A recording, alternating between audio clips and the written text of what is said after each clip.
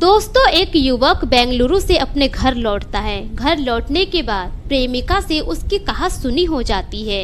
अब बात इतना ज़्यादा बढ़ जाता है कि दोनों में विवाद शुरू हो जाता है। वही जो युवक की प्रेमिका होती है, सिलबट्टे से कूच कूच कर अपनी प्रेमी को मौत के घाट उतार देती है। दोस्तों, दरअसल मामला 14 सितंबर साल 2025 का है।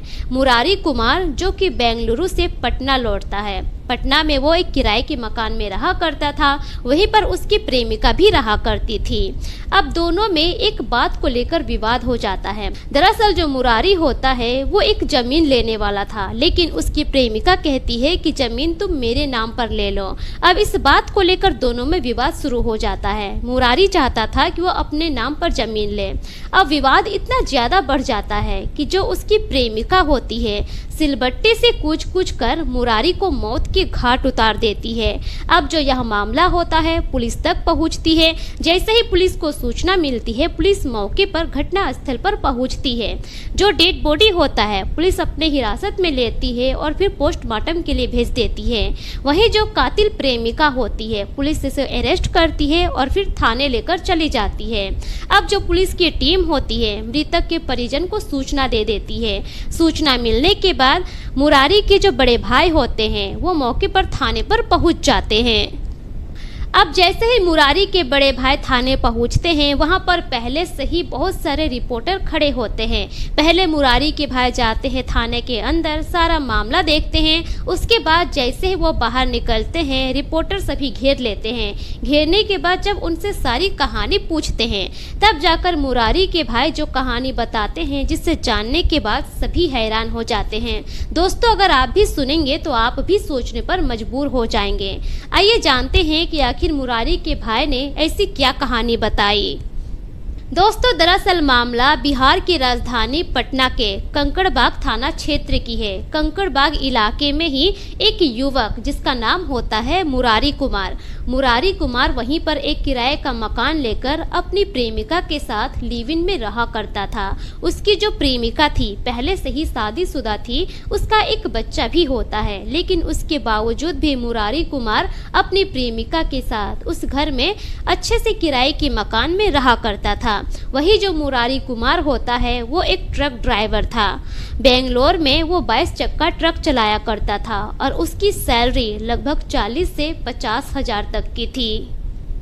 मुरारी कुमार मूल रूप से सुल्तानपुर के मोकामा थाना क्षेत्र का रहने वाला होता है, लेकिन वो जब से लिव इन में अपनी प्रेमिका के साथ रहता था, उसके बाद वो अपने घर जाना छोड़ देता है। अपने परिवार वालों से रिश्ता ही रखना छोड़ देता है। ना वो अपने घर जाता, ना ही परिवार वालों से किसी भी तरह का कोई रिश्ता रखता।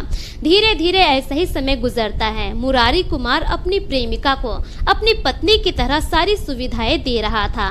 किराए का मकान लिया हुआ था, उस कमरे में एसी थी, कूलर था, फ्रिज था, जितने भी घर की सुविधाएं की सामान होती है सारा सामान था। मुरारी कुमार बेंगलोर में रहकर ट्रक चलाया करता था। 6 महीने में, साल भर में वो पटना आता, अपनी प्रेमिका के साथ वक्त गुजारता, फिर वो चला जाया करता बेंगलोर काम करने के लिए। मुरारी कुमार लगभग 5-6 साल से अपनी प्रेमिका के साथ किराए के मकान में रह रहा था और किराए के मकान में खर्चा कितना होता है वह बाखूबी जान चुका था। इसी वजह से उसने मन बना लिया था कि वह खुद का जमीन खरीदेगा और खुद का अपना घर बनाएगा। जमीन खरीदने के लिए उसने पैसे भी बचाने शुरू कर दिए थे। मुरारी कुमार पटना के मसौरी में 2.5 कट्ठा जमीन भी देख लेता है। 1 कट्ठा जमीन की कीमत लगभग 22 लाख रुपए होती है। 2.5 कट्ठा जमीन लेने के लिए वो तैयार हो जाता है, क्योंकि उसके पास पूरे पैसे इकट्ठे हो चुके थे और यह बात वो अपनी प्रेमिका को भी बताता है। प्रेमिका भी बहुत खुश होती है। अब इसी बीच 14 सितंबर 2025 को मुरारी बेंगलुरु से पटना पहुंचता है जमीन रजिस्ट्री कराने के लिए, लेकिन इस बात पर प्रेमिका के साथ विवाद हो जाता है, क्योंकि प्रेमिका चाहती थी कि जमीन उसके नाम पर रजिस्टर्ड हो। दोनों में विवाद इतना ज्यादा होता है कि जो प्रेमिका होती है सिलबट्टे से कूच कूच कर अपने प्रेमी को मौत के घाट उतार देती है। दोस्तों फिलहाल वो प्रेमिका पुलिस की कस्टडी में है। पुलिस उससे पूछताछ जारी रखी है। अभी तक प्रेमिका ने ये नहीं बताया है कि उसने अपने प्रेमी को अकेले ही मारा है या फिर उसके साथ कोई और भी शामिल है। पुलिस इस मामले की छानबीन कर रही है और अभी तक प्रेमिका के बारे में ये भी पता नहीं चल पाया है कि आखिर उसका नाम क्या है, उसकी पहचान क्या है और वो रहने वाली कहाँ की है। दोस्तों फिलहाल पुलिस इस मामले में आगे की जांच कर रही है। पूरे मामले में आपकी क्या राय है, अपनी राय कमेंट सेक्शन में जरूर दीजिए और वीडियो को ज़्यादा से ज़्यादा शेयर कीजिए। मिलेंगे फिर एक नई वीडियो के साथ, तब तक के लिए शुक्रिया।